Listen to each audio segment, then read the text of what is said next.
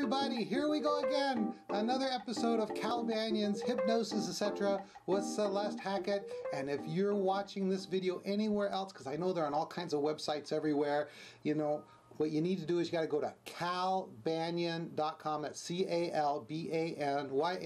Because right down here below the video are links and texts and other kinds of resources. So make sure you go to calbanyan.com. All right, then you'll see me look down once in a while because I got my monitors down here. I got like monitors spread out all from left to right. It's like a newsroom in here. How's it going, Celeste? Oh, hey, Cal. I'm doing great. I'm just over here doing bunches of sessions and, you know, the normal stuff, writing articles, taking care of my niece who's come to live with me, and just reading the latest Journal of Hypnotism because a good friend of mine is writing about something called Informed Soul Technique. And boy, this is good, Cal. You did a good job on this. Thank you, thank you. You know, I'm just kind of coming out of, you know, behind my technical kind of, I don't know, psychological kind of job that I always do, and starting to show more of my spiritual side. Everyone who's studied Seven Path with me knows that that's a very mind, body, spirit approach, and this informing soul technique has kind of been my secret weapon that I've never really put into a class before until recently, and so I wrote about it for the NGH Journal, and everybody's writing me love letters about it. So it's good to let people know that, you know what, I'm a spiritual guy. I believe in that kind of stuff. I believe that you know, we are spiritual beings having an earthly experience. Anything else interesting in that journal? Well, I mean, you know, I just want everybody to know it's page 49, and also that you give like almost step-by-step instructions right in here, a lot of them, but go even in more depth into your informed soul. The whole thing that you did, the DVD CD package, and you know, a lot of people are probably going to want to, once they read the article, they're going to want to know about that there is more information. Oh, you know, this is a really good journal. We got some stuff in here from Will Horton that's really good, and Tony DeMarco. I like his stuff a lot. Thoughts from Tony. And then, of course, Sean Brookhouse always gets me laughing. But anyway, yeah, I've just been kind of hanging out reading the Journal of Hypnotism this week, and just doing the regular thing, getting into my classes. And if you want to know more information on my training classes, finally there's a career school for hypnosis that is state approved here in Dallas. Yay! Yay! Just go to familyfirsthypnosis.com. Great, good. Hey, and I noticed on the cover of the magazine, it's one of the first times they didn't have like somebody's face. What's on there? It says it's the Charles Tebbets Award. It's the lamp. That's right. Right there. I got one right there. I'm so excited back there. Awesome. And you won another award this year. What was that? That was NGH President's Award. Now, how do you have room for all of these? Oh, man, I tell you, I just got rooms and rooms full of that stuff. No, I'm just kidding. All right. Well, hey, what are we going to do today on the show? Well, we're going to talk about making self-hypnosis effective. We had a really good question about that. And if we have time, we're also going to get to using hypnosis to prepare for like college and high school exams. So should we move right into the question portion? Are you ready to do that? Oh, let me, yeah, I'm looking over at my big calendar over there, and also I think that this video will air before the Week of Power, which comes up November 16th through 22nd.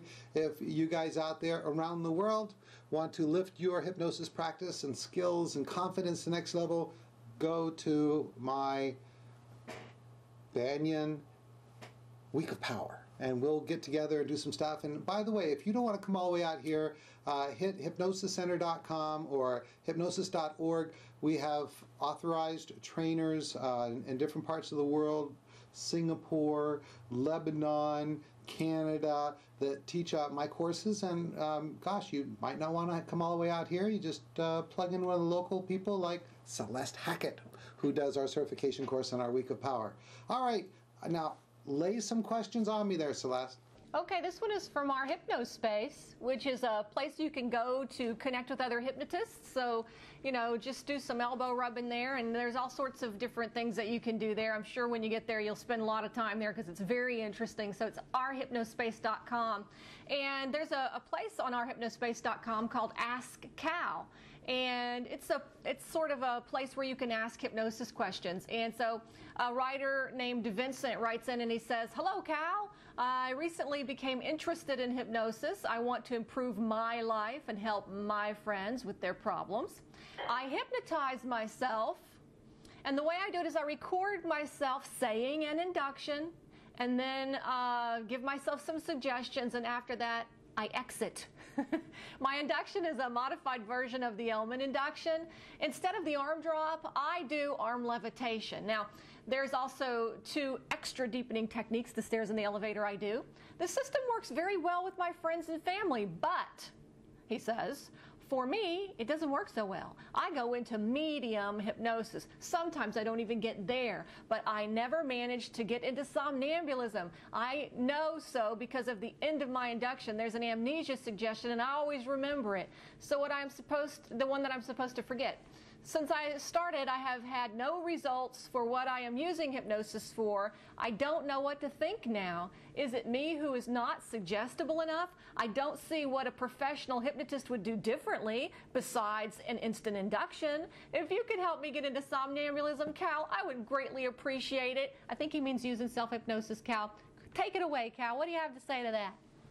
Wow, that's a whole lot of questions in there, but one of the you got to understand hypnosis, and one of the things that's really fundamental to hypnosis is that somnambulism, which is a deep state of hypnosis, and really the scale I use is a modified Harry Aaron scale, which is hypnoidal, and then light, medium, and then threshold of somnambulism, full somnambulism, and profound somnambulism. And some tests for the threshold of somnambulism are amnesia by suggestion and analgesia by suggestion.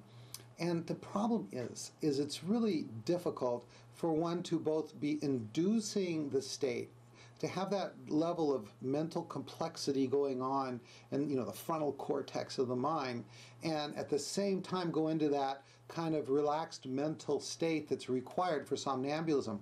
So they're basically kind of mutually exclusive states, and so it's hard to take oneself into somnambulism. If you want to go into somnambulism for self-hypnosis, the best thing to do is to go to a experienced, well-trained, qualified hypnotist, and then have that person take you into somnambulism and give you a post-hypnotic suggestion for reinduction of somnambulism. For example, the person would take you down into that state, test you to make sure that you're in the state of somnambulism, and then give you a post-hypnotic suggestion like, the next time you want to go into hypnosis, all you have to do is get yourself in a safe, comfortable position where you can close your eyes for a few minutes and then do the following, like perhaps count from 1 down to 10, saying the words deeper relaxed after each one, and by the time you get to 10 you'll be in somnambulism. And then what they would do is they would compound that suggestion over and over in the hypnosis, and then test it after they emerge the individual from hypnosis to make sure that would work. And really any kind of post-hypnotic suggestion would work. If, for example, Jerry Kine, I believe he uses a visualization of putting a switch in the back of the head, and the person will just mentally hit that switch by going like this with their finger, and boom, popping into somnambulism. But the problem is, if you start doing a lot of giving yourself suggestions in that state, that can, because of the activity of the mind, can begin to emerge you again. And so one of the things, best thing to do is don't worry about somnambulism with self-hypnosis. Self-hypnosis generally is done through a preponderance of repetition. Just say, hey, every day I'm going to do 5 minutes of self-hypnosis. Or better yet, every morning and every night, I'm going to do, 5 minutes of hypnosis, and then just pick one thing. Think of all the things you'd like to improve on in your life, and then pick the most important thing and stick with that one thing. And because if you start working on, on Thursday you're working on making more money, and on Wednesday you're working on on losing weight, and on Saturdays you're working on confidence, then what happens is it just kind of dilutes the whole process. What you really want to do is pick one thing, work on that every day, that most important thing to you, until that starts happening. And don't worry about how deep you are. The more you are concerned about how deep you are, the more you're not going to go deep. And that's just the way it is. Also, I highly recommend, of course, my system, which is the 7-pass self-hypnosis system, which works with a process of emptying the cup, which means getting rid of the thoughts and feelings that are blocking you from success, and then teaches you how to put in specific suggestions. Was there any more to that question that I need to answer there, Celeste?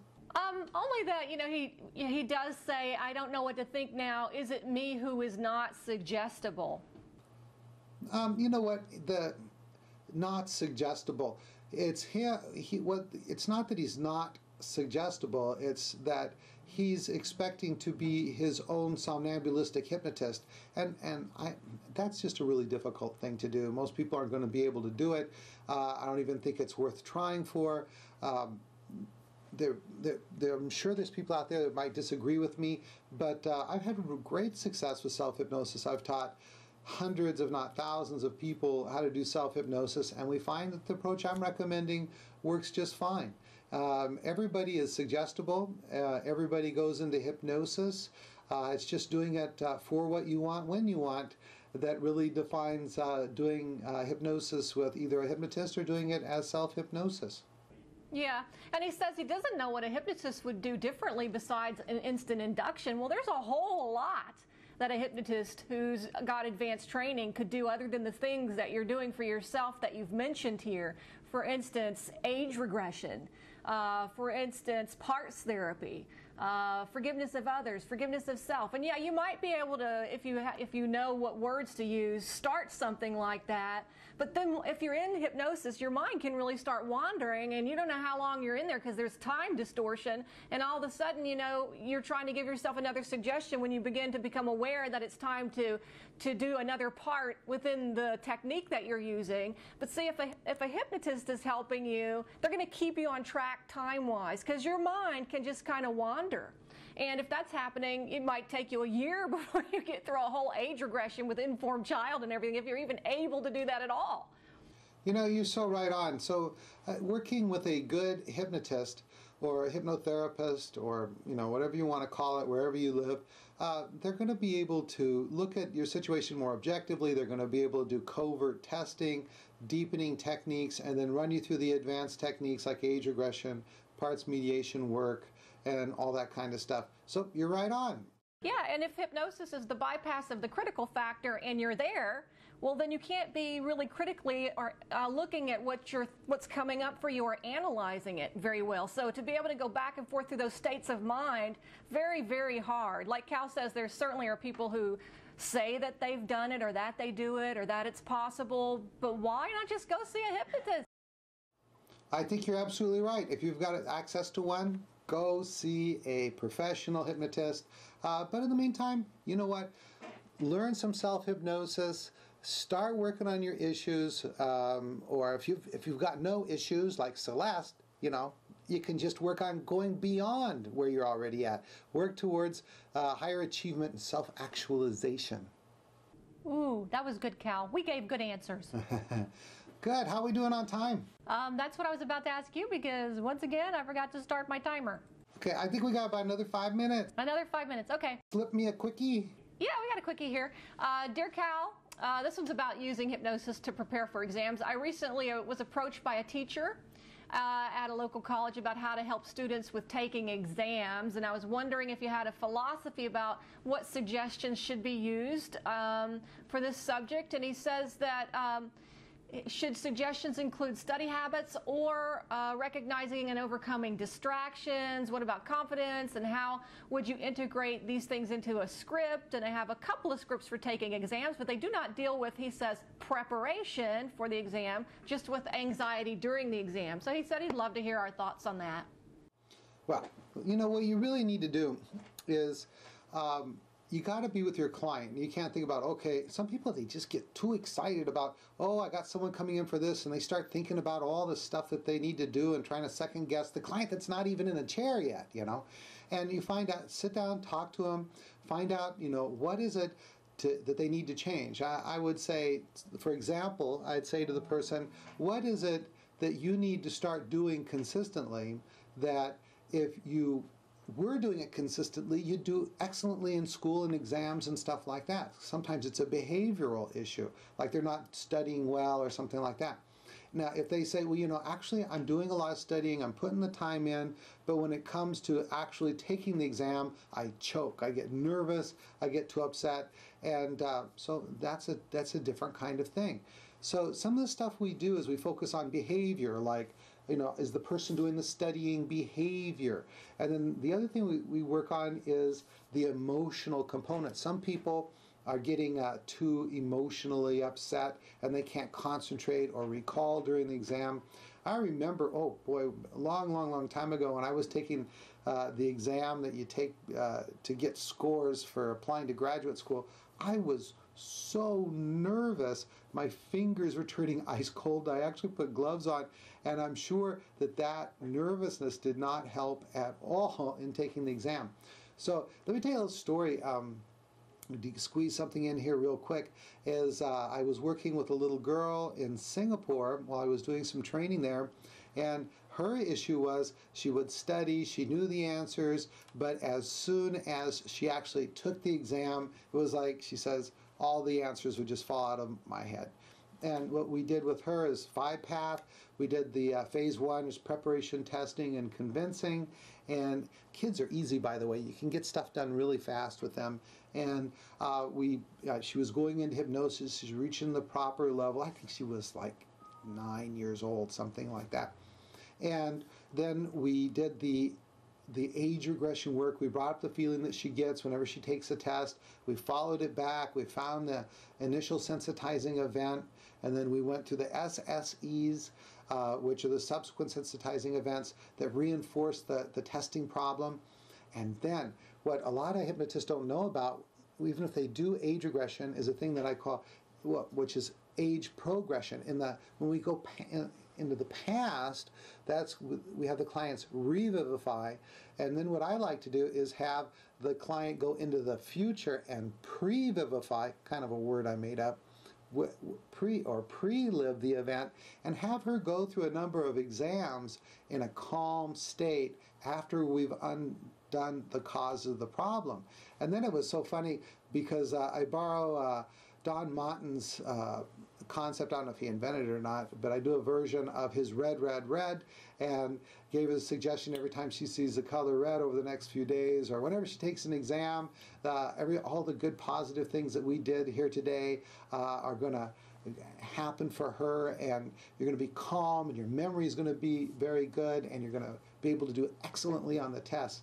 And she went and had the exam, and it was a very important exam. It was like in Singapore, you take this one really important exam, and it decides what you're going to do in middle school and all this kind of stuff. And she told her mother called me and told me about that. She goes, "Mom, I knew that I was going to pass the exam and I was going to do wonderfully." And her mom said, "Why?" "Because my teacher, she had a red purse." Okay, but she did. She just did absolutely fantastically on the exam. So this is what we do. We got to find out what it is that needs to change. Is it a behavior or is there an emotional blockage? And then also, I recommend that we do 5-path. I also did the forgiveness work with her. She didn't have any secondary gain issues, so we didn't have to go as far as the 5th phase. Anything else, Celeste? I had a client, and this is real quick, and the reason why I'm bringing this up is because it's just like you say, you have to talk to the client in the chair to find out what's going on with them, and then you'll know how to proceed. We did like 3 or 4 sessions, everything was going well. I was expecting, and this was all for studying for this big exam she had coming up at work so that she could be promoted, and she came in, and all of a sudden she hadn't been studying. And at first, I thought, oh my gosh, whatever we did isn't working and time is closing in on us, But then upon questioning her, they had given her a whole bunch of extra duties at work, and she was getting home at 9 or 10 o'clock, and she simply didn't have the time to study. And she was beating herself up about that. I said, why don't you come back after this period at work is done, and then you'll have a true testing ground, and we can work from there. So you really need to talk to your clients, listen to them, and see what's happening and what their fears are and what their benefits will be from making the change and all, and also what their fears are and what they think they need to do differently. Great input on that. Good. So be with the client. Don't just go through things by rote. Find out what they need. A professional could be defined as someone who helps people solve their problems and makes a good living at it. And that's what hypnotists should be doing, finding out what the problems are, applying hypnotic and related techniques to solving those problems. Good job, Celeste. Well, thank you, Calvin. I guess we should wrap up now. Let's wrap it up. All right, I'm Celeste Hackett in Dallas, Texas. Please visit me on the internet at familyfirsthypnosis.com. Check out my training classes. Tell a friend. Thanks. Bye-bye. All right, this is Cal Banyan. CalBanyan.com, hypnosis.org, free seminars, lots of good stuff there. Hypnosiscenter.com, and also we have the Banyan Hypnosis Mall.com, and as Celeste talked about, we have our hypnospace.com. Geez, it's an internet world, isn't it? Oh yes, real quick, if you want to find out more about my secret weight loss program, we're helping hypnotists and professionals around the United States, Canada, a couple other countries, not a lot, but slim down, feel healthier, and build a residual income through working with their clients who love the stuff. All right, that's it. Cal Banyan signing off.